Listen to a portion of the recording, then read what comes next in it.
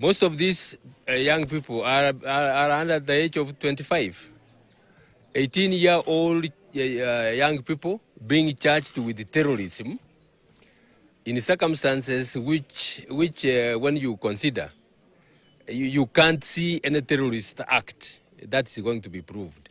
What is being done is to just create terror for the young people, create terror for the families, and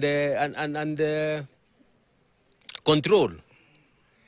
But this is not going to be allowed. This is a terrorist offense. It's a very serious offense.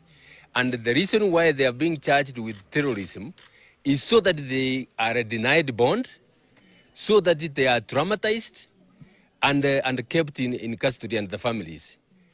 And we are very keen and watching as to what is happening here.